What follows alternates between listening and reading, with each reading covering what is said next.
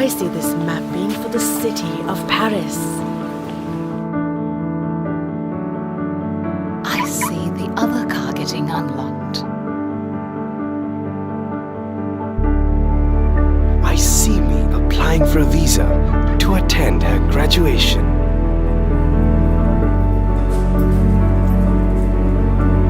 I see my cafes opening across the country, perhaps even overseas.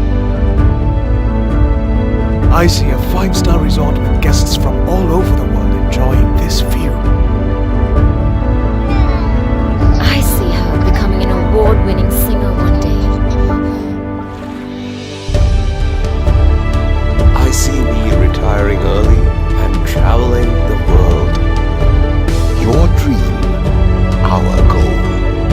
Nations Trust Bank, working today for your future. Don't make a first impression or lasting impression without it. Don't trade law school for life school without it. Don't turn your house into a home without it. Don't share a moment while sharing a moment without it. Don't go abroad. Go live. Or go just a little out of your comfort zone without it. Don't change the game, or even change the world without it.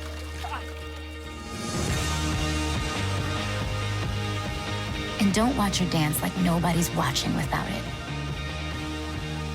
Whatever you do, don't forget that the more you live forward, the more you need someone at your back. The powerful backing of American Express. Don't live life without it.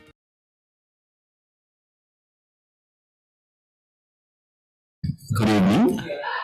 I just want to say a few words as the president of WNPS to thank all our members and the people that have helped our society in the year 2022. And we've been having a tumultuous year in terms of wildlife, but we have come through with a few scientific projects that hopefully will make a difference in the future. I hope 2023 also will have the same support from our members and the community around in our country. And thank you very much for supporting W.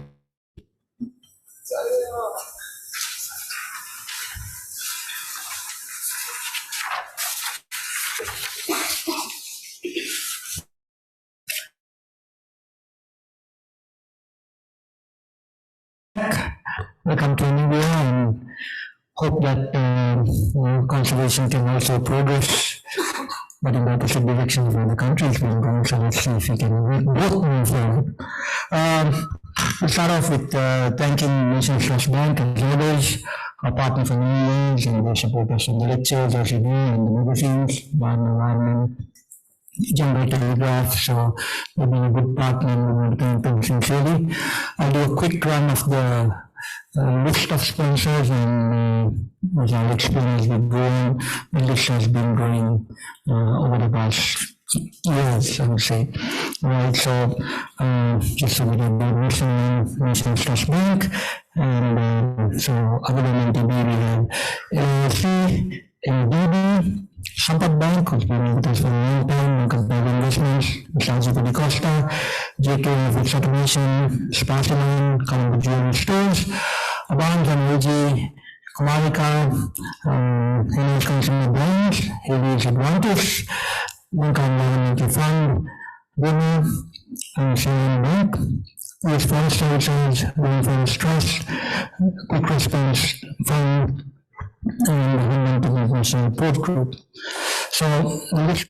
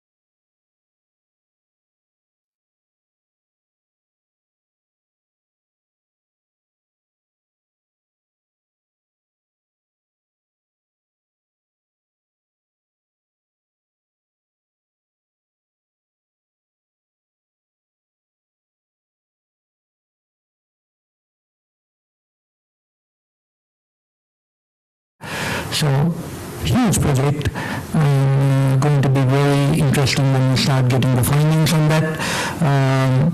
Narayan was a relatively new committee. Again, started a project with decent ambition, and it turned out and evolved into something of massive proportions to regenerate a huge area in Angulimbaran. And it's a multi-party, multi-stakeholder project. I think that project is probably costing about 60 or 70 million, and multiple parties engaged in it. And we began the mission 2 years ago saying we want to own as well as build partner capacity to privately conserve lands because of what we were seeing. And that initiative has really gathered momentum. And just yesterday we signed another big agreement with 3 plantations in the Ladies Group, and as part of that we'll probably add about 500 acres of new forest. We have forest corridors bordering Calamy and Muscalia, which run into about 30-40 kilometers. They're also giving us 2 massive blocks of land, which are about 375 acres. Tomorrow morning, we're buying another land, which was raised through international donors, as well as there are some few, but some individuals who are giving us in the millions to buy land to protect for the future. So a combination of those parties, and tomorrow we buy a land which is a very interesting forest corridor. And we've seen, of course, the peacocks and the wild bulls and the other things that also go into what people like most to hear. We've had the benefit of camera trapping there, so we have samba, we have badger-striped mangroves, we have elephants with ancient tuskers and leopards. And by midday tomorrow, that property belongs to WNPS. So the plant initiative right now, we extend our footprint for conservation to over 2,000 acres. So that's the kind of stuff that WNPS is doing. And then if you take the human-elephant conflict, another massive project with the International Board Group, Alipancha, where we're collaring and rehabilitating and doing some scientific studies to look at the different chemistries and different elephants and what antibiotics work for them and things like that. So everywhere you look, you see that the last year we've had stuff that is just raised the bar for WNPS. So I'm really proud of having a passionate team. All of us are stretched. So what we'd like to see is more faces in the room that we can count and say, yes, 50% of the audience is engaged in conservation. That's something which I would really like to be very proud of saying when I'm standing on the podium here. So we want to encourage more people to join us on this journey. There are many ways that you can help us, but we need help. And the more you put your weight behind us, you'll be able to raise the bar even further. So if COVID didn't show us, I can promise you that the economic crisis is not going to, and we're planning to do a lot more in the coming year.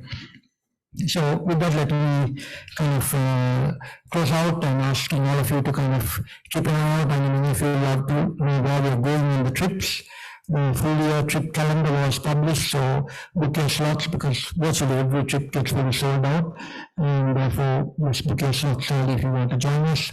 Please try to give some patronage to us in the bungalows in Udawalawe, because we like to have those bungalows also utilized. And of course, if there are people who are not members, please do join us.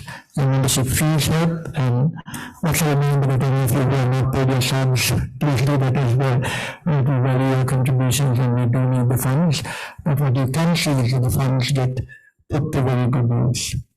So on that note, let me wrap it up. We also have new subcommittees forming climate change. We have the legal subcommittee starting to do some very interesting stuff, and then people who are more knowledgeable in the digital space. So if any of you have competencies in this area, please reach out to us engineers. Right, wetlands. Here we are.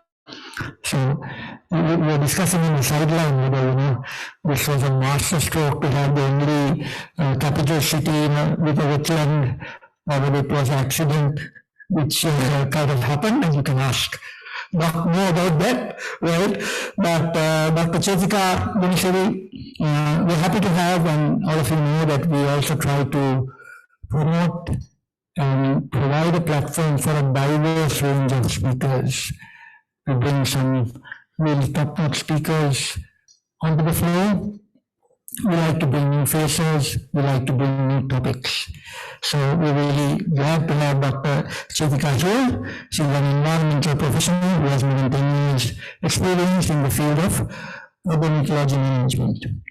So currently she's working as an environmental scientist at the Sri Lanka Land Development Corporation, and is mainly involved in the restoration, management, and wise use of urban wetlands to achieve sustainable city development. And I know we have a lot of questions around that. So I'm sure it will be very interesting to understand the thinking from the other side and how they look at this beautiful city and what the roadmap is and why. So she's been in the team which was preparing the Colombo Wetland Management Strategy and the application for the Ramsar Wetland City accreditation for Colombo City. Her main research areas are planning and designing urban green spaces, the water, energy, food ecosystem nexus in cities, urban ecosystem assessments, and urban shrinkage and aging in developing countries. She has a nice achari of places that she's gathered her knowledge from, and that's exciting because it always brings diversity, I notice. So she's done her PhD in sustainability science at the United Nations University in Japan. She was an MSc in Earth Science from the Chinese Cultural University in Taiwan. She's an MBA from the University of Colombo and a bachelor's in zoology from the University of Colombo. So nice range of places to gain experience, and I'm sure all those come into good use. We need more people like this in Sri Lanka when we see the amount of brain drain that we're having. And she was also formerly South Asian Regional Rep of the Wetland International Asian Standing Committee, and of the Institute of Environmental Profession in Sri Lanka, and the former Assistant Secretary and a Council member.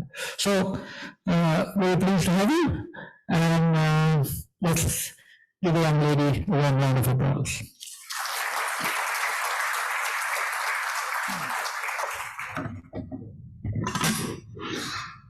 Thank you so much for that introduction. I'm so impressed to hear the work is doing by the WNPS. I have some experience of working with WNPS back then, especially in our wetland parks. So good evening, everybody, and I'm so pleased to be here today and to talk about this timely important topic. I don't know how many of y'all know that we are living in a very unique city, because we are not much conscious about the environment just right around us. So that's why we want a message as much as possible, because the environment that we are living in, I mean the close environment, that is the daily, every minute we are interacting with that. So every breath we are taking, to the every rupee we are earning, so we are dependent on this, the local environment surrounding us. So that's why, thank you so much for WNPS to select this month public lecture about talking about the urban wetlands and inviting me. So here we go. So let's start the presentation. So I have put the title for this presentation is Living in.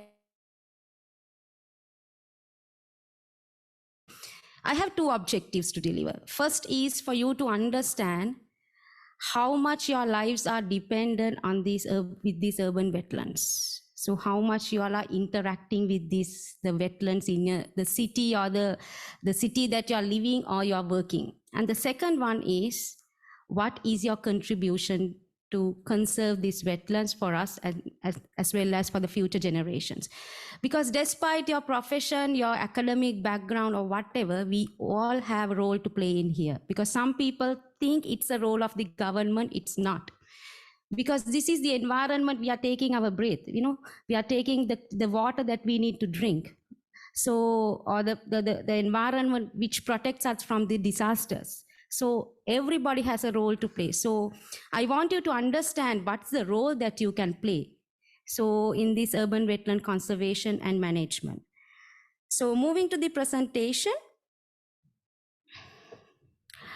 Actually, the humans have a very strong relationship with the wetlands. And this is going back to the beginning of the civilization. We can see all these great civilizations were started closer to the aquatic ecosystems.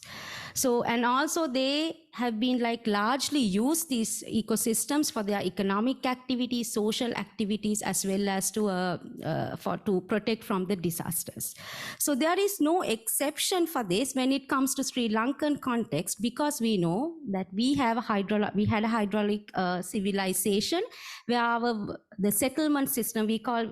In Sri Lanka, we had traditional vernacular settlement system where the aquatic ecosystems played a main role, especially the weber or the tank and the paddy fields, the canals, irrigation canals, as well as the associated wetlands. So actually, we have been associating with the wetlands since our civilization in Sri Lanka. And when it comes now, today we are going to talk about the Colombo Wetlands. So when we look at about the history of Colombo Wetlands, we cannot forget this kingdom of Kotte, which was there in 15th century, because we all have heard that the Kotte kingdom. So because the Colombo is located in the downstream of the Kalani catchment. So anyway, the natural landscape of Colombo is a low-lying area filled with marshes. So this Kotte kingdom was naturally protected by these wetlands. Now, during the colonization period, a new landscape or a landscape characteristic was added to this natural terrain, which is called inland waterways. So it says the first canal was constructed during the 6th the King Veeraparakram Bahu time, where he dug a canal to connect the Negombo port with the Negombo port with the Kalani River.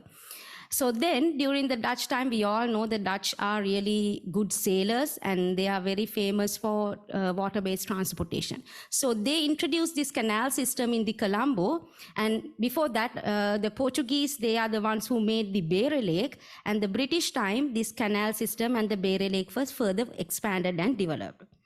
Then, so the history, there is another milestone comes in in 2018 with this accreditation that the Colombo city received from the Ramsar Secretariat, and it was a rebrand. Actually, Colombo city is a naturally wetland city, but this was internationally accepted or recognized in 2018, giving a rebrand for the Colombo as a wetland city.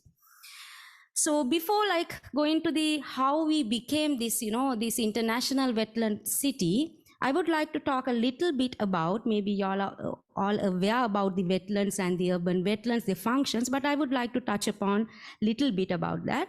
So actually the wetlands, it's an ecosystem. It's an ecosystem which is comes in between terrestrial ecosystem as well as deep aquatic ecosystem. So it's an intermediary stage. So the main component of a wetland is water. And this water can be in different forms. So this is the definition given by Ramsar Convention for wetlands. So this water can be natural or man-made. For example, paddy fields are considered as man-made wetlands. The lakes in Sri Lanka are man-made wetlands. And also the water can be permanent or maybe seasonal, and also flowing or stagnant, or freshwater, marine water, or brackish water. So with this definition, we can see that there's a range of wetlands we can see in our environment. So the wetlands usually, they have a shallow water bodies. because of that, and also they support a lot of biogeochemical cycles. So that's the reason why wetlands are considered as most productive ecosystems in the world. So that's why humans are so strongly connected with these wetlands, because they provide a lot of ecosystem services or benefits to the humans. Now, when we talk about the wetlands, the Ramsar Convention is a very important. This is the international treaty or the convention to protect the wetlands. So this was started in 1971 in a city called Ramsar. It's a small, beautiful city in Iran, especially to protect stop the loss of wetlands and conserve them, and through the wise use and the management. Now, at the moment, there are 172 countries have been signatory for that. Sri Lanka, we became a part of this international convention since 1992. And this is the first modern treaty that humans have, like the countries aim to conserve the natural resources. So the Ramsar Secretariat, which is in the Glen in Switzerland, they are responsible of conducting day-to-day activities of the convention. So she is the current, the Secretary General of Dr. Mumba, is the current Secretary General of Ramsar. So every 3 years, these contracting parties are meeting at Conference of Parties, which we call COP. So this Ramsar accreditation that Colombo received was, we received that in 13th COP, which was held in 2018. The last COP was held in Geneva that was the 14th Conference of Parties. So today's topic, urban wetlands.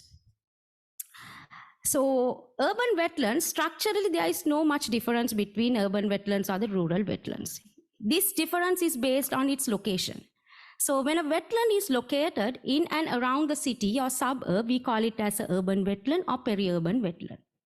Now, urban wetlands are strongly connected with the urbanization because urbanization have caused the rapid decline of urban wetlands all around the world, because we know that when the cities are expanding, the first thing has to compromise is these urban wetlands.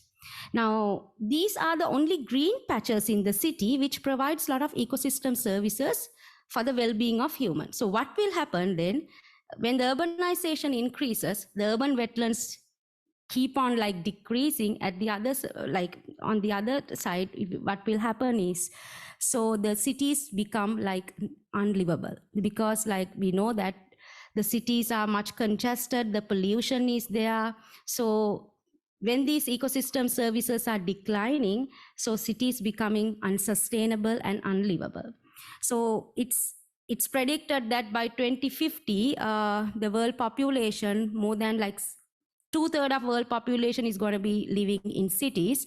So we can understand what will be the destiny of urban wetlands if we are not providing like proper attention for this precious ecosystem. So it says like 87% of world wetlands have been lost globally since industrialization, and the main reason is the urbanization. So then why these urban wetlands are important? So the first thing is actually there are a lot of functions, ecosystem services that wetlands are providing in the cities. And the main thing is we all know that it controls the floods. Now from this video, we can see how it's happened. Now wetlands, we call them as natural sponges, because the wetland soil, which is called hydric soil, which has a high amount of clay, so they can absorb a lot of water and act as a sponge. So that's why during the rainy season, they absorb more water, and slowly they retain and slowly release to the nearest surface water bodies or groundwater. So that is one of the most known function of wetlands, and this is very important in cities because cities have a lot of impermeable surfaces. The second function, actually another most important function, is wetlands are considered as nature's kidneys. We all know what the kidneys are doing in our body, right? So it purifies the blood. So same as that, the process called phytoremediation, especially the wetland plants and the soil as well, aquatic plants and the reeds, in Sinhala we call pond. So they have a capacity, so they absorb the toxic material from the water and through a chemical process, they convert them into non-toxic material and purifies the water. So city is a place where the water pollution is high. So this function of urban wetlands are really important in cities because it helps to clean the water.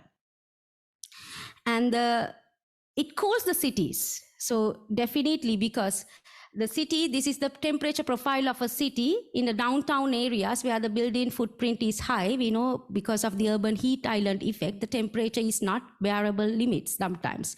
So when these green patches of wetlands are there in the cities, they help to regulate the city temperature and make the comfortable atmosphere for the humans and all the living beings.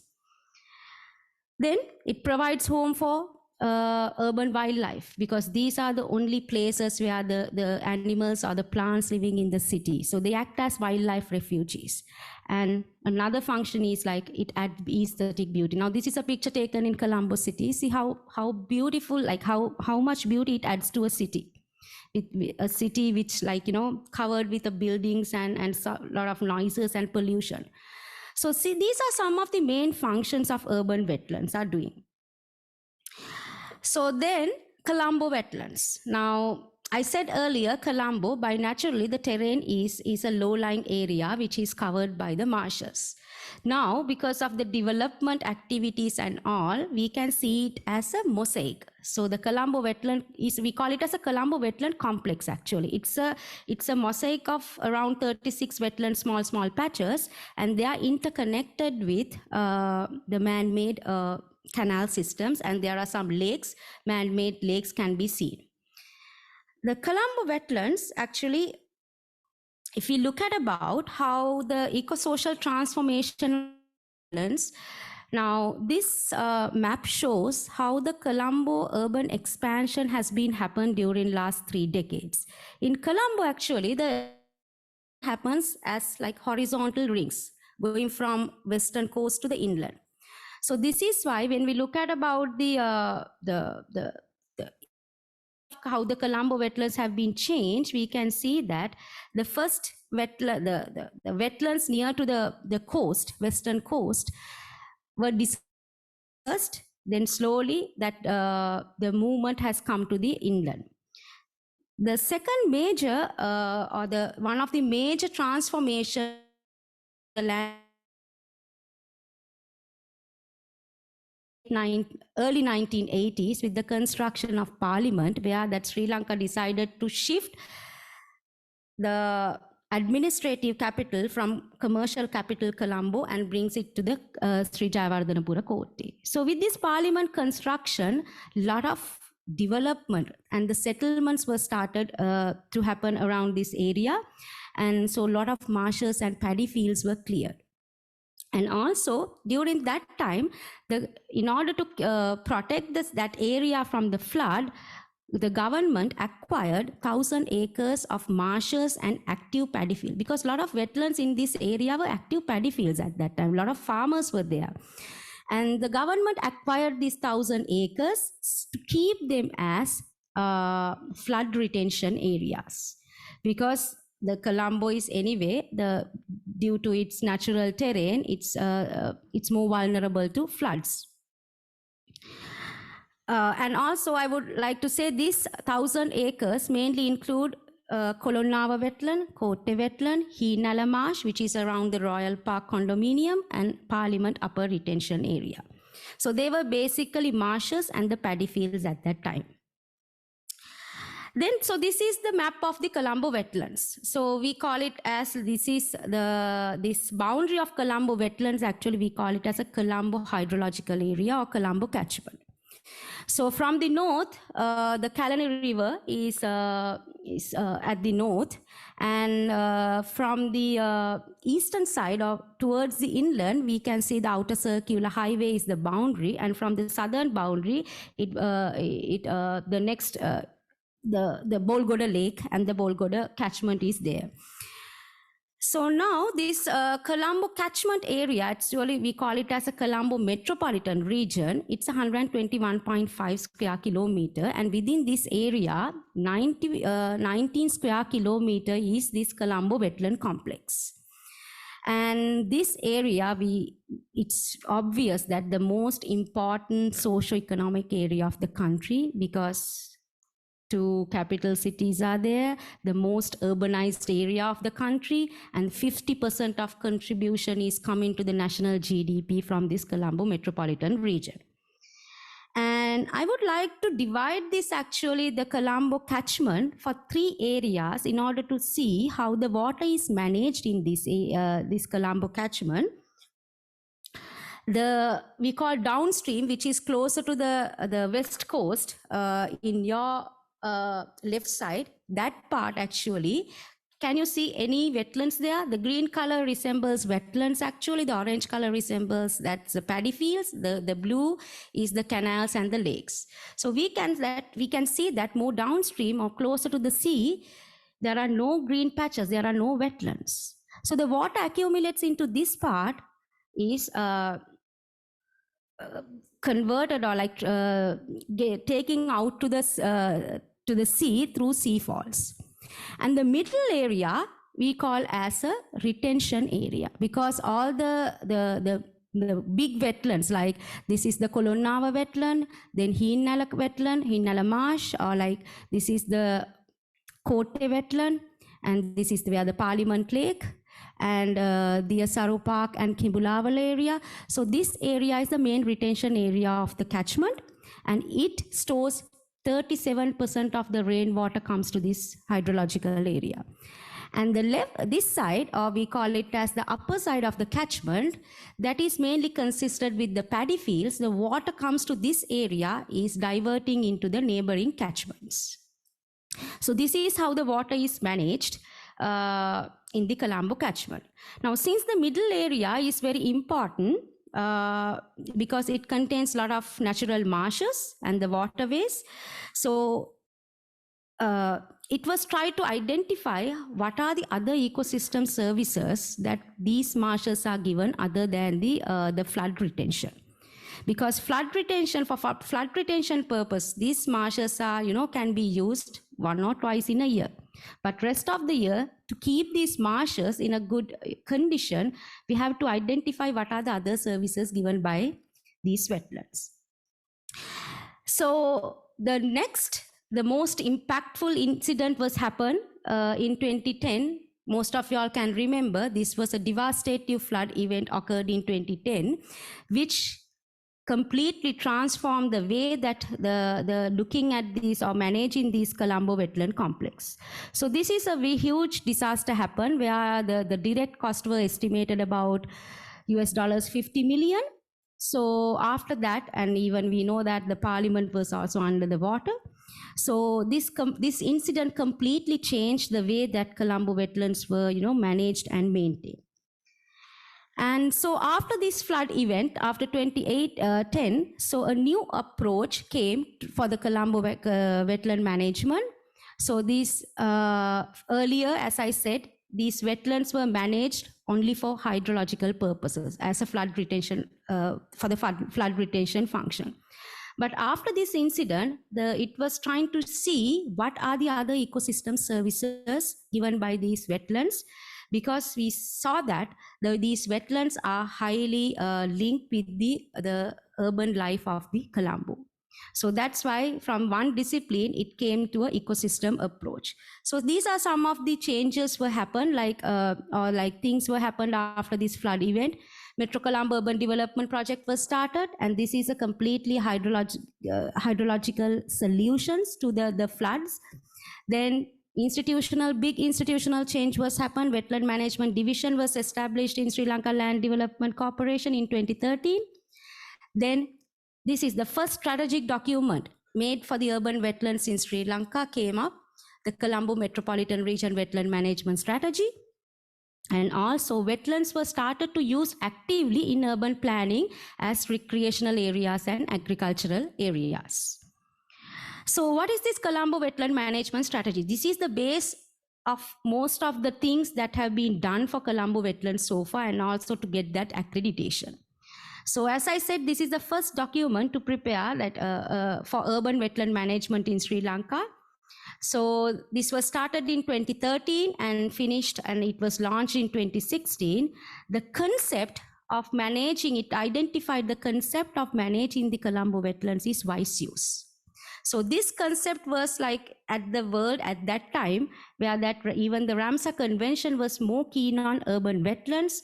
So the wise use concept have been like used in many countries to manage the urban wetlands at the same time. So wise use concept, actually, it has three components. It has to maintain the ecological characteristics of the wetlands. Even we are using the wetlands, we cannot disturb the ecological integrity. And it has to be an ecosystem approach, not only like limited to one particular service. It has to be like holistic approach. And it has to be within the context of sustainable development. So this document is freely available in the web. If you like, you can, if you're interested, you can read it. And this, under this wise use strategy, 5 objectives were identified: to recognize the ecosystem services, then to prevent the further loss of Colombo wetlands, restore the degraded wetlands, engage, because all the stakeholders have to engage to conserve the wetlands and govern. So, and this study was a very comprehensive study. So it studied about biodiversity, soil, water, socio-economic, hydrology, all the aspects of the ecosystem. And these are the ecosystem services that this strategy found that Colombo wetlands are giving for its city, even they are in the degradable level. So it was found that 35 ecosystem services, sorry, this is very small, the letters, but if you go through the wetland management strategy, you can understand this. This green color shows its positive contribution.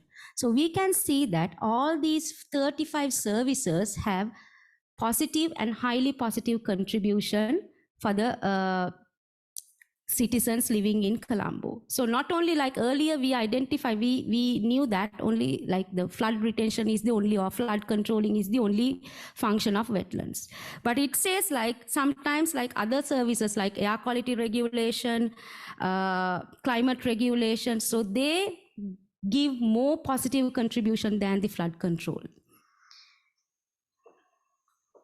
Then at the same time, sometimes like in order to convince for decision makers as well as to take this message to the general public, the numbers play an important role. So that's why I know that we cannot quantify or monetize the ecosystem services. We cannot get the exact value, but sometimes we have to go for that kind of a strategies to convince for the people as well as for the decision makers. So that's why it was done a computer modeling simulation to see if this Colombo Wetland Complex is disappeared, what will be the cost for the city or the country. So it was calculated as a cost as a percentage of Colombo GDP. So under like 2010 flood event, the GDP, compared to the Colombo GDP, the cost was 0.8 of the Colombo GDP. And this computer simulation, it found that if the 50% of Colombo wetlands disappeared, the loss will be equal to 1% of Colombo GDP. And if all the Colombo, like wetlands in Colombo disappeared, it's going to be like 1.3% GDP. So this is the financial or the monetary cost, or in other words, we can say this, the benefits that these Colombo wetlands are providing for the city. And we further try to identify the monetary value of major services given by the Colombo wetlands. It was found that from flood control function, this Colombo Wetland Complex saves 50 billion rupees per year. So if these Colombo wetlands are not there, every year we have to spend 50 billion rupees for like flood intervention structures.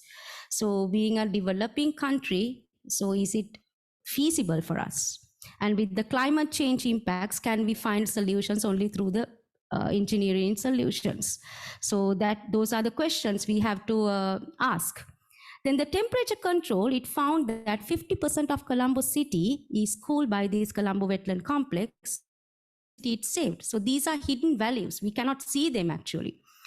So water pollution control, it saves 2 billion rupees per year cleaning polluted water. If these wetlands are not there, we have to spend for water treatment plant every year 2 billion rupees. And even these wetlands are located in highly urban area of the country. It serves a remarkable biodiversity, including many endemic species and like vulnerable species. And all recreational value, which has been untapped very highly. Colombo wetlands can generate 1.6 billion rupees every year.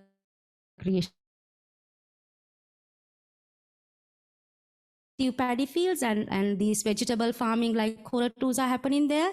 So they provide 87% of these wetlands provide food for the citizens in Colombo, helping for food security, and also generates many income sources. So some of the pictures of Colombo wetlands, we all know this fishing cat.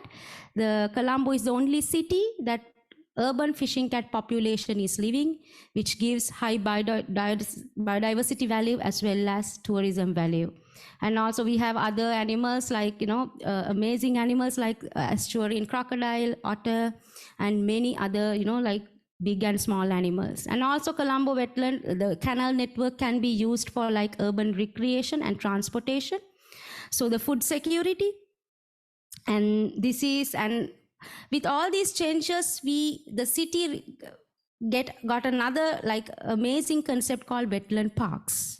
So currently we have 2 beautiful wetland parks. So this is a picture of Diyasaru Park, which is located at the Thalawathugoda.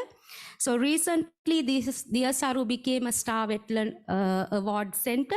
So the Wetland Link International, which is a global network of wetland parks, they selected 23 parks, wetland parks in the world as star grade wetland centers. So we can promote this for tourism, local as foreign tourism.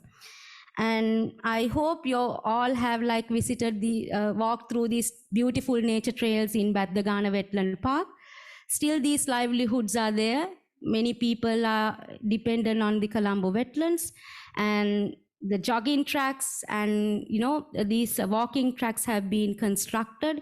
So there are some appreciations and complaints for these jogging tracks, but there are mainly 2 reasons for making these jogging tracks. The one is to improve the health of the people, as well as to bring the people to the wetlands and make them appreciate. So now they understand this kind of places need to be there in the city, and also this is a strategy to stop further encroachment, because when these wetlands become public places, people, the encroachment can be stopped up to a certain level. So because of all these services it gives and the strong relationship the city has with these wetlands, the Colombo city was accredited as a wetland city in 2018. So I told earlier as well, at this time, the Ramsar Convention was so keen about these urban wetlands due to this urbanization. So they started this accreditation in 2017. So they asked cities to apply. If any city has a wetland complex or a wetland which has strongly connected with the urban life, so we applied for it.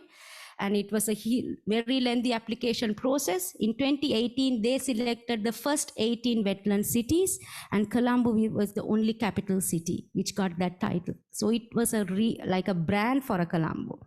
And 2022, in the last COP, they selected another 25 cities as wetland cities. Altogether, there are 43 wetland cities around the world. And the Ramsar Convention promote these cities as a pioneer cities, like the role models for the rest of the world, which have taken actions integrating wetland management into urban planning. And also, as I said, that this is a kind of a brand that we can use positively to promote or to bring a new avenue for our tourism industry as well. So this is the moment that we received this accreditation. Actually, I should remind, there were a lot of people were involved in this throughout this journey, starting from Colombo Wetland Management Strategy, this is not a single effort of like a one organization or a one person, but there are some key persons, that I think I need to remind them, like Dr. Matthew Simpson. He was the wetland consultant for the World Bank, because this Metro Colombo Urban Development Project, everything was a World Bank funded project. And he's having a very high experience of wetland management. And Rob Mackins was the team leader of Colombo Wetland Management Strategy, a renowned scientist, worked for Ramsar Convention. And this strategy was developed by a consultancy firm called Cygnus, including many national as well as international experts like Professor Deva Kavirakon, Professor Ranjana Piyadasa. They are in the team from the local side. And also, I told this is not a single effort, like effort of a single institution. Sri Lanka Land Development Corporation, Urban Development Authority, DWLC, Department of Wildlife and Conservation, Ministry of Environment, all they like, and also non-governmental organizations like International Water Management Institute, FOGGESL, many universities. So they were all there. And also, doing this institutional change within, like these government agencies was not a very easy thing. There were a lot of resistance came, because we saw that the discipline from hydrology was gradually changed to like ecosystem approach. And the decision makers were at that time, the head of the departments of all these institutions were there. They gave a, like a very strong relationship. But there is one person who were behind all these changes will happen, and still he's giving the leadership. I would say, like most of these urban wetland management projects in Colombo, the live wire, he's the live wire behind those things. And he's today sitting at the audience, none other than Dr. N.S. Vijayaratna. So his leadership, his concepts were like, he's a key personnel of all this work, the work behind this Colombo Wetland Management. So because of their dedication, commitment, the Colombo was able to gain this accreditation. But even we have been like internationally recognized, and a lot of efforts have been put, still Colombo wetlands are at risk. Because it's natural, because these wetlands are located in the urban setup, and especially in the capital city. So if you look at about all around the world, urban wetlands are like the most highly threatened ecosystems. And also they are located in a highly dynamic environment. So the human management is necessary. So these are some of the main threats that we are facing. I took these pictures like recently in the Yavannav area. See, still the people are putting these garbage, using these wetlands as garbage dumping. And landfilling and encroachment. If you can see the bottom picture, I told like 1,000 acres around the parliament was acquired to the government. Recently, government did the redemarcation of these wetlands. Can you see some boundaries are going at the middle of the home gardens and sometimes middle of the living rooms. So that much of encroachment has been happened. So throughout these last 3 decades. So it's not easy, like to stop these illegal filling and encroachment. These are happen from big scale to the very small scale. And multiple ownership. The Colombo Wetland Complex is owned by different organizations. UDA owns, SLLRDC owns, DWLC owns, and most of the wetlands are privately owned. So every organization has like their own mandates. So it's very difficult to bring everybody into a one table, sometimes, especially countries like in Sri Lanka. And so this is one of the biggest challenges we are facing. And especially regulating privately owned lands is another challenge. So multiple ownership is one of the greatest threat for this Colombo wetland management. And alien invasive species. Now, your left hand side, it's the canal in Colonava. It's a canal. It's not but it's completely covered with water hyacinth. And the other picture is the canal in the Diasaru Park, completely covered with the salvinia. And the other main problem is, I was talking with these the WNPS people, the pond apple is a very big problem, because the vellata or pond apple is making the wetlands more terrestrial. So most of the urban wetlands in Colombo has covered with this pond apple, and now it's very difficult to remove it because the wildlife has adapted to it. So it has to be done very carefully, and this, because of this pond apple has made these wetlands more terrestrial, there are other ecosystems services, especially such as like water retention, that function is negatively influenced. So these are the biological threats that Colombo wetlands are facing right now, and the risk is continuing. From 1980s to 2014, the wetlands amounts in Colombo has reduced by like half, actually. And in the Colombo Wetland Management Strategy, it identified if the rate of declining of these Colombo wetlands are 1.2%. So since 1980s, 40% of wetlands in Colombo have gone. So if this rate is continued further, the city is gonna be gonna face a big challenge or like a big threat, and it's not gonna be a livable place anymore. And the other hidden threat that the Colombo city is facing, it was identified from the Colombo Wetland Management Strategy, 65% of the waterways in Colombo have a very bad water quality. So this is the map that they developed. So the red color shows that the water quality is very bad, the orange color is bad, yellow is okay, and the green is okay, more into like okay. So can you see that there is a pattern of changing water quality? When it's more towards the Colombo city area, the water quality is really bad, and it's visible actually. When we go in the Colombo, we can see the canals have like a very bad water. But when it comes to the middle area as well as, the upper area of the catchment, the water quality is becoming a little bit good. So this has a correlation between the existing of wetlands. Because at the lower side of the catchment, we saw that in the map there are no wetlands. So we can see that still, even at the highly risked stage, facing many threats, Colombo wetlands are still doing their functions. And why this water quality has become a big issue? Because the recent land use change has happened. Now the Colombo city has, it's finished, like the horizontal expansion of the city. There is no more place to expand it horizontally. Now we have started expanding like vertically. So this has both goods and bads, But like this has created a lot of problems to our waterways, because now Sri Lanka doesn't have a very good or sophisticated wastewater management. So when the condominiums are, the ever increasing, so even a small space, a lot of people are they are settling down. Amount of wastewater that they are, they produce is high. Now this Colombo canal network is actually, it was designed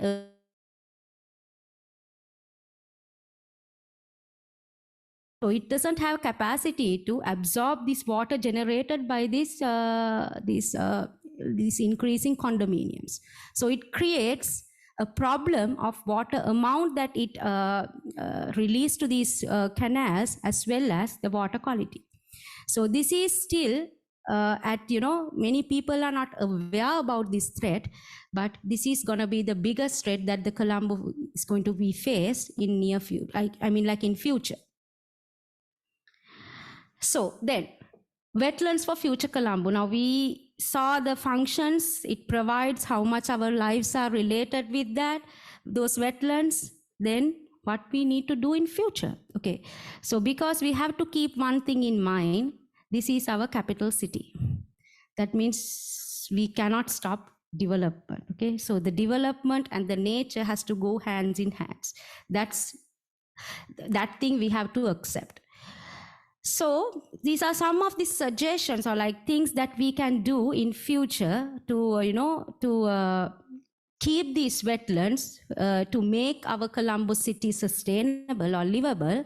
So wetlands can be actively used as nature-based solutions. Now, these nature-based solutions, you might already know, it's a very emerging, and a lot of countries are using this concept.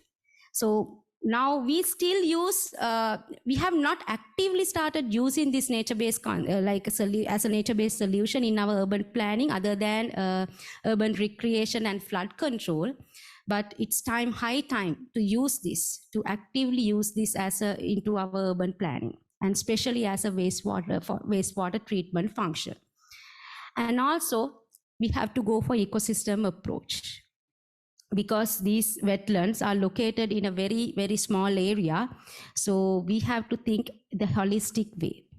And citizen science. So citizen science is another emerging science in the world, where that it can be like amazingly adopt with the urban wetland management. Actually, citizen science is public is participating in scientific research.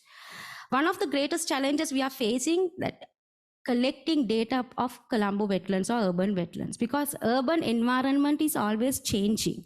So the impact for the urban wetlands are like always changing. So the ecosystem rapidly change. We have to keep on taking the updated data, but unfortunately, we don't have that capacity resource-wise, like financially and human capacity to take this updated data. So that's why the citizen science becomes very important in Colombo wetland management, where that, because in urban wetlands, citizens are like highly interactive with these wetlands indirectly and directly and indirectly. So the citizens, so if we use this citizen science, we can collect a lot of data and about the biological, non-biological data, and also it gives opportunity for people to learn about the environment. They feel that they have a responsibility. They are aware about what's happening in their neighborhood.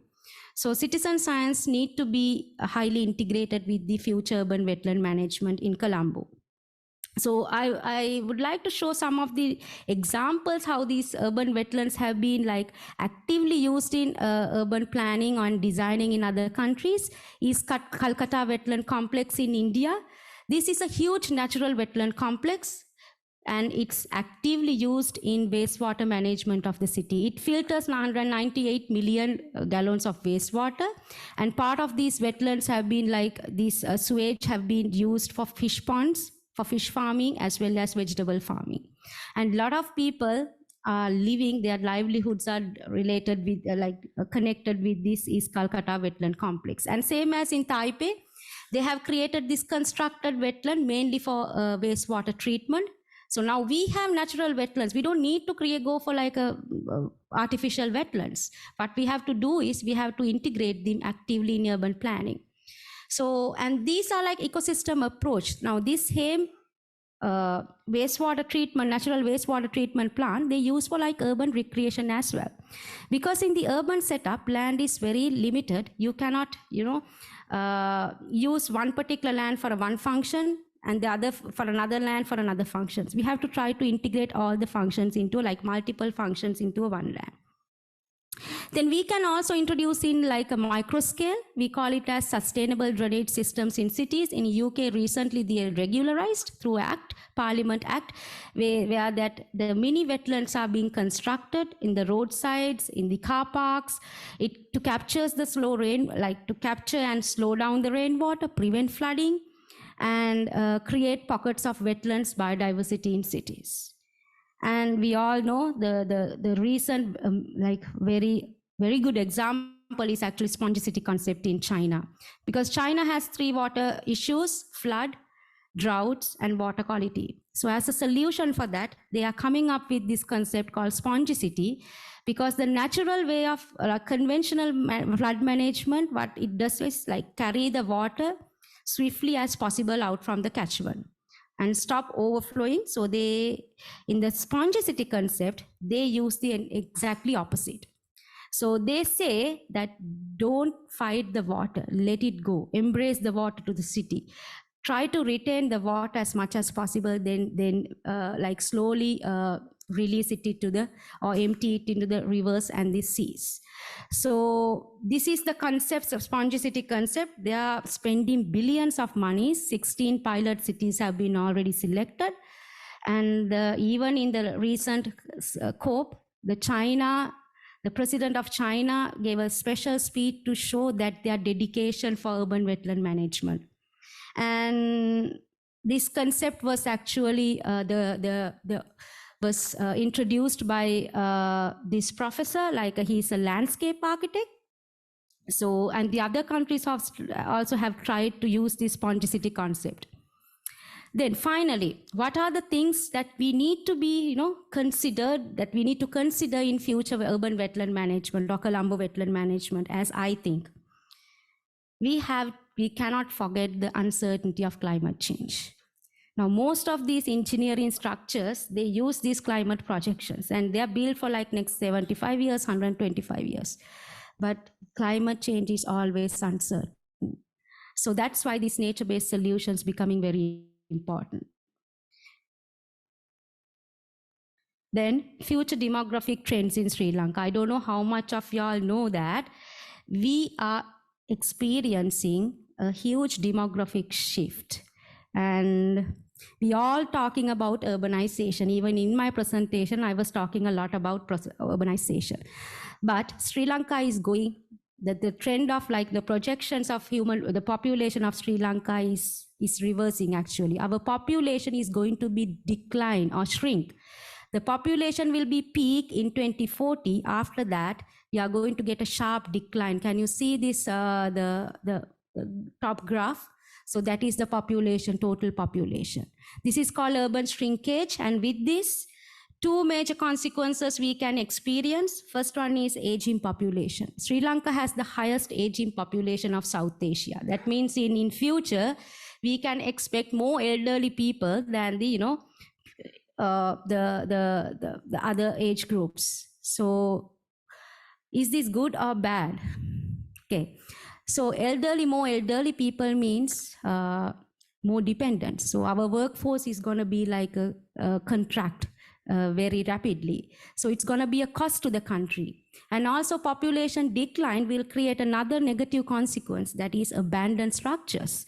Now, especially East European countries like Japan, South Korea, some parts of USA, they are facing. It says urban shrinkage will create more complicated issues than urbanization.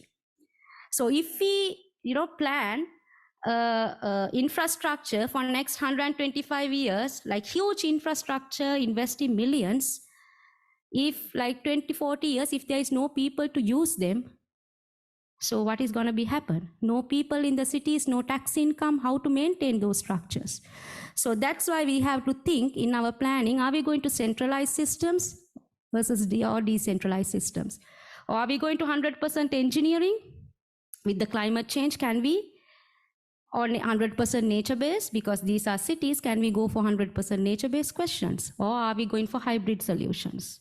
So it's very important to consider these future demographic trends in the country, in our future planning, especially in urban wetland management. And also, we should not disturb the interest and the decision-making rights of future generation. So we think we all are doing everything for the future generations. We don't have rights to take, decisions for future generations.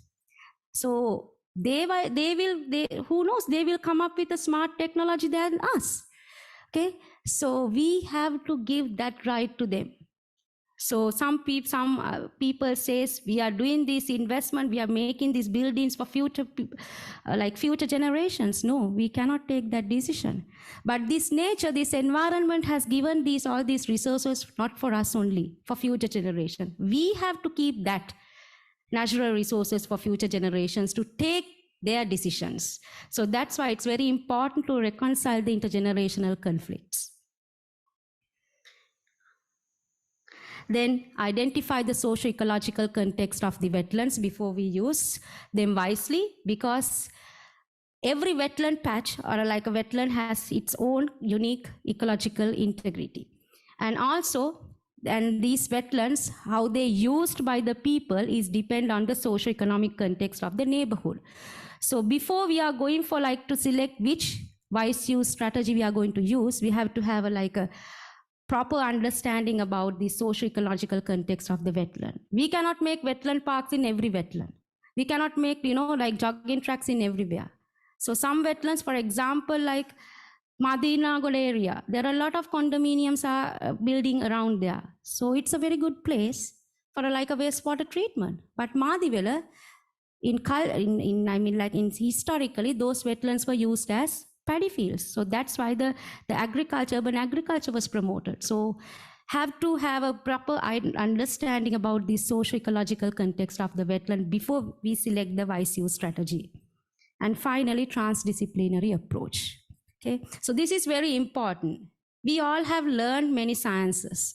Now the world is using this transdisciplinary approach. We are not no more restrict into our boundaries of the boundaries of different sciences are dissolving here.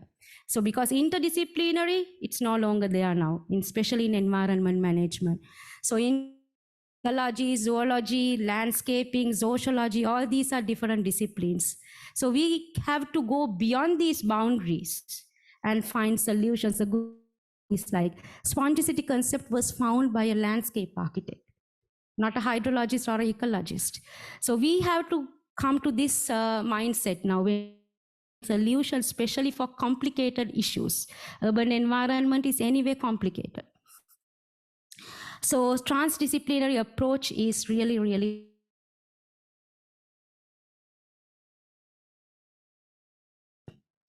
so this the lecture was dedicated for urban wetlands, especially because every year, February 2nd, we are celebrating World Wetlands Day. Now, this year theme is restoration, because the UN has announced this decade as a decade of restoration. And for the SDG last 10 years, we are in the last decade of achieving SDGs, so the decade of action. So that's why the Ramsar, the convention or the secretariat has announced this year as the Wetland Day theme as the wetland restoration. So we all have a contribution, a role to play in this restoration. So that is what the message that I wanted to bring you here. So let's restore the degraded wetlands in Colombo. We know that how much our lives are connected with these Colombo wetlands, and we all have a role to play there within our professional boundaries, within our social boundaries. So let's do our contribution and let's take this message to others as well. So my last message for y'all is, there's a very famous saying about urban wetlands. Urban wetlands are pricelands. We saw that, how much it's connected with our lives, not wastelands. So with that, I would like to conclude these presentations. So let's have some questions. So I would like to discuss with you all and also to hear your ideas.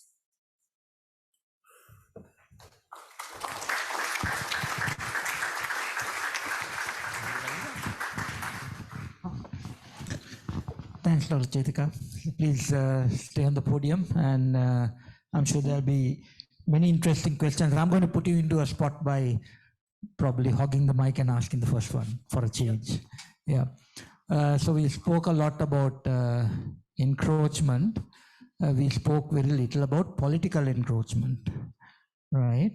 And the last area was around protection, but right now we are fighting in Vidutaltivu and all these places where some of the bodies who are actually protecting these spaces on one side also releasing similar valuable spaces for other development. So right now we are in a very confused state as to who's really protecting and what will happen.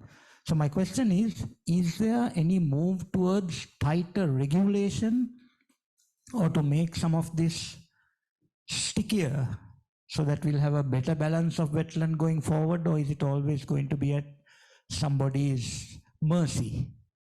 Okay, so actually there are enough regulations. So that is one of the problems in this country. Sometimes too many regulations, so they are having conflicts of interest as well. So for this wetland, after receiving this wetland accreditation, actually, there was because from the Colombo Wetland Management Strategy, what they said was there is this entire Colombo Wetland Complex need to be conserved. There is no, because they checked whether there is any spaces that can be given for a development. But they found was there is no space can be given. So every tiny patch is important. So that's why after accreditation was received, there was a cabinet paper to protect these wetlands, all these 36 patches of wetlands, as under DWLC, like Department of Wildlife, as sanctuaries. But throughout, since that, it didn't happen 100% like that. But there is a good news, 3 wetlands, like Kote, the main 3 marshes, Kote, Kolonnava, and Heenala, now has been gazetted as sanctuaries. So that is it's a biggest victory, because it's very difficult to bring that these wetlands up to that level, even because of the mainly for the development pressure. So even sometimes this one particular government, they thinks to protect these wetlands and conserve, then suddenly the government changes. So they are coming up with another agenda. So with that context, it was a huge victory that we all as a country that got. So the 3 more wetlands have been recognized as a sanctuaries now. Thanks. Questions? There's one over there.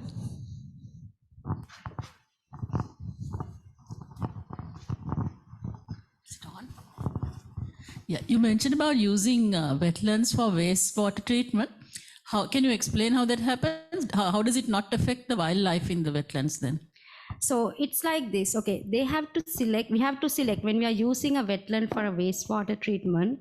So we have to be very carefully study about what is the carrying capacity of wastewater that wetland can host. So have to do a proper study of that. Then use it as a wastewater, like a treatment plant. So when we are doing that study, then definitely the biodiversity is becoming a one part that we have to study. So it can be designed in a way that it can it does a minimum impact to the wildlife, because there are methods of making these wetlands as a wastewater treatment plant. So that's why I told, before we are selecting a wetland for any wise use, it has to be completely checked, goes with match with its ecological integrity. So for example, we cannot use a kind of a swamp, or where that a kind of a forested wetland, because certain wetland patches in the Colombo wetlands are kind of like forest areas. We cannot do that water treatment plant in there. So because water treatment function needs a lot of reed plants, and a lot of water should be there. So that's why, so it has to be matched with the ecological components. So that study has to be done very properly, carefully, before we are going for a wastewater treatment for any other functions. And sometimes I've seen in when they use this, especially the other countries, they use these constructed wetlands, they add value to the biodiversity. They bring more biodiversity there actually, because it gives like a breeding sites for like a birds and the other aquatic mammals. So it has created like biodiversity hotspots in the cities. But when we are using a natural wetland, then we have to carefully study about the ecological characteristics. What is the status of the Bear Lake at the moment? Because we have known that Bear Lake has been highly polluted. Then there have been programs to clean up the Bear Lake, and it goes backward and forward. And then Bear Lake has been used as a sewer by lots of the buildings around. What is the current position? What is happening and what is not happening? So these Bear Lake issues were there for like few decades now. I mean, like nearly century now. So the current update, like actually there were so many, every day the proposals are coming for the Beary Lake. So I'll first talk about this proposal. Most of these proposals, we have done the pilot studies. But the thing is, the main challenge is actually, the problem is why they are not going into the mass scale, because they are not economically viable. So for a certain area, it works. But when it comes to, like think about the entire lake, they're not economically viable. So that's why we recently started this floating wetlands at Beary Lake, which has created some positive impact. I would not say like it's going to be the 100% like, a solution for this much of like highly polluted lake, because anyway, the Beary Lake, the solution should be like multiple solutions. And also because since it's located in the most important place of the city, when we are doing something, we have to be very careful, because there are a lot of offices around there, hotels around there. So the solution has to be very, carefully selected, which does not make any bad influence for their businesses and all. And the Beary Lake, the sewer inlets, everything around the Beary Lake have been already mapped now, identified now, and most of them have, like closed. So because the first thing has to be like, when we are finding solutions for the Beary Lake, is to stop the inlet, like wastewater coming to the lake. So that is the first stage. Otherwise, if we gonna do any solution for that, it doesn't work if they keep on coming the sewage and all. So we have already mapped and stopped major sewage lines and all. So that is the update status of the Beary Lake. Even at the moment, there are a lot of proposals are being, the tested and pilot studies are going on there.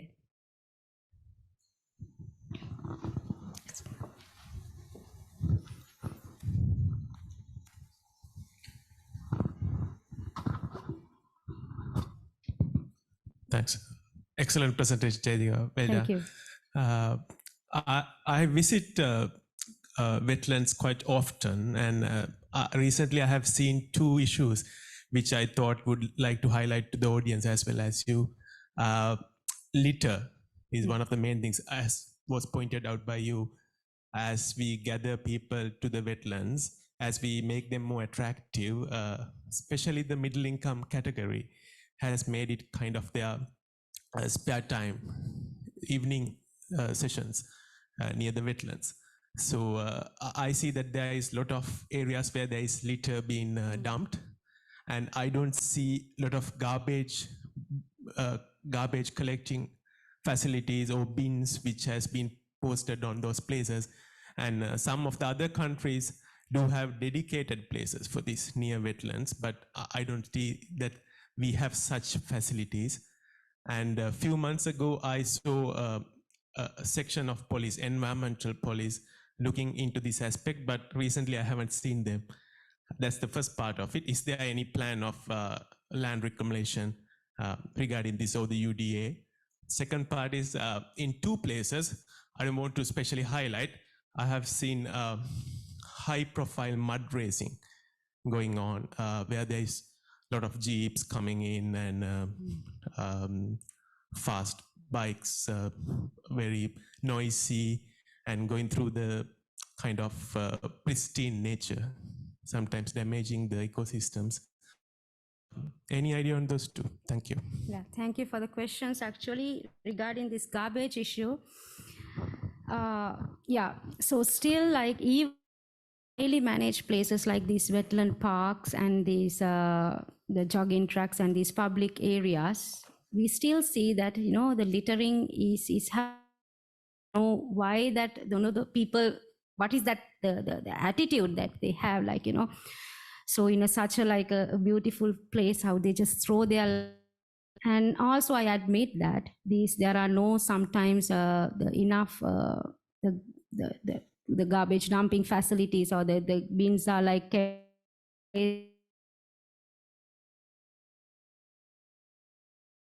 that is one of the main problem actually we are facing when we are managing these wetland parks and public places. So from our side also, from the institution side also, there are some have to, because for our people now in our other countries, they don't just throw there like a litter unless they like until they find like a dustbin. But for us, like it's not like that. So then that's why we have to like put a great effort to keep the dustbins and everywhere. And like sometimes even the dustbin is there, they just put out from the dustbin. So that has to be come up from the school and that level. I feel like that. And but I admit that we also have a huge responsibility giving the proper places for dumping and all. Then the second thing is like, okay, so this is happening, these mud racing things, and so it's very difficult, and we are struggling all the time. These high profile interventions, the political interventions to keep these these places, because as I said, now these are not happening in if these wetlands are located in a rural area, this is happening, but not in this rate. But why all these things are happening in Colombo? Because of the land price. Everybody wants to fill these lands and make it into like a commercial value. So it's very difficult, actually, not impossible that we can stop that, but it's very difficult, and we are doing all our best to from our level. But there are certain things that it's not under control of the government officers, or that's why it's very important, the public awareness. If the public can make a strong voice, it's actually support for us as well, because sometimes we cannot fight alone. So but if there is a very strong public opposition is going on for these things, so it helps for us it at least up to a certain level it will stop. So the public awareness and making a strong public voice is really important for government officers, for institutions, to fight against these kind of illegal stuff.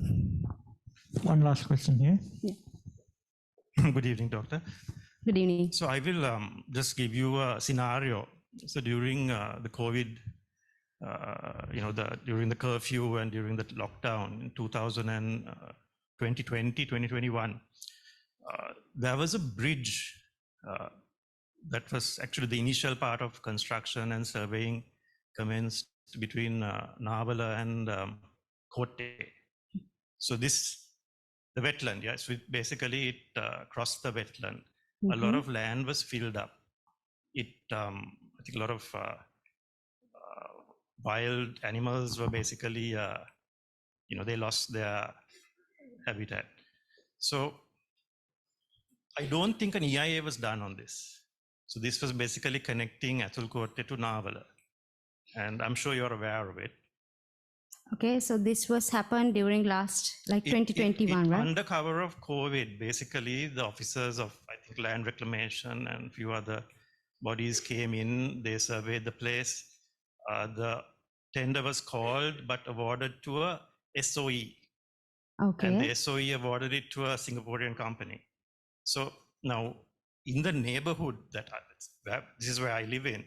So there were terrapins, there were even like these wild ducks that migrate and they come and land in this area. They were out of habitat. And we saw a lot of destruction. And this project stopped due to the economic crisis a few months ago, but it has recommenced. So under whose purview would something like this come under? And since it is government sponsored, oh yeah, to be honest, actually, I have no idea about this project because I was not in the country in last 3 years. So this is new to me. So it's already stopped now, right? It's exactly in which place? This connects Athulkote to School Lane in School Avenue in Navala.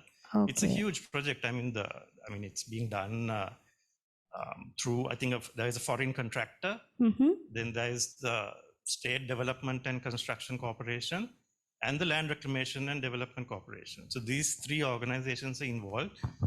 They've filled up a lot of the wetland. So we've seen a lot of terrapins coming out and being run over by the heavy vehicles coming in. And so, I mean, I have some video and footage of like these ducks that have landed in adjoining houses because they have obviously not had the habitat that they've been used to. So this is happening in Colombo, in the heart of it's happening with the knowledge of the government, Government, yeah, by it the government. should be a government project. Yeah, so I should ask from like Dr. Vijay Ratna, yeah, so the head of the wetland management division, because I was not in the country and I am not aware about this project. Doctor, what was it? It was like a government project?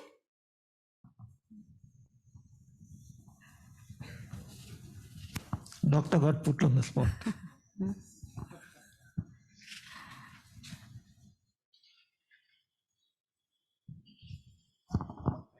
Thank you, Chetika. Your presentation is very good. Thank you, but Doctor. the question is very hard. That's why I gave that to you, Doctor. Yes, that's the project from the government. It's the connection of the Kotte to the Navala. Navala is school lane, I think it's school lane, and to connect it to the 9th lane and the Angampiti road. From the Angampiti road to the connection to the... You see, you have two roads with a 20-foot width, 15-foot width and 20-foot width, with a huge bridge in the middle. So there are going to be bottlenecks on either side. But under whose purview is something like this? Yeah, the connection of that two ways, because of the one is that only in the for Matulkote, we can connect it to the Rajagiri in the one road.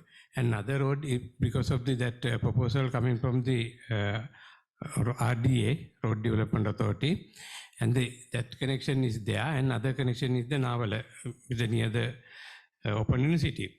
And the intermediate that they want to connect it to that side from the Angampitiya Road to the Navala School Lane Road. For that, the project is there, but is first they have to fill some area of the wetlands, but they are going to dig the wetlands, dig that soil from that area. But I know this is also the disturbance of the wetland, and that height of the bridge is a little bit more because of the transportation of the boat is happening. That I know because of if we are doing some construction or some development, some urbanization, yes, we try to minimize the defects, but should be some biodiversity declaration. That should be. Under Ramsar Convention, when something, project of this nature is being undertaken by the government, by the people who are supposed to look after this area, so without any proper sort of SCU or EIA. Definitely no EIA. It was done, and I think a lot of people, even Doctor, is not aware of this, right? The project, I think it's about 80% complete. The concrete structure is up. I think there are about 3 or 4 pylons that have to be completed. Then the fact that it was awarded to a foreign contractor, that's a whole load of different connotations there. But I mean, very few people seem to be aware of it, but it's a colossal waste. Yeah, so I'm going to take the conversation to the tea room so that you can continue if needed, but we can happily say that state-sponsored terrorism comes in many forms, so don't worry. So on that note, thank you very much again, Doc, and to show our appreciation while we have a nice warm round of applause, can I have our President Jehan to come and hand over a small token. Doctor, if you don't mind stepping down in front here.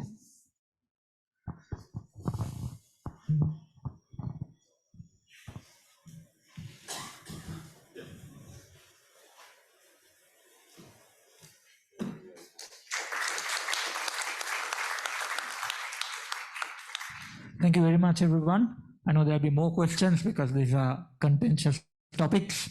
Take them outside. don't have your fight here, you can take the fight out.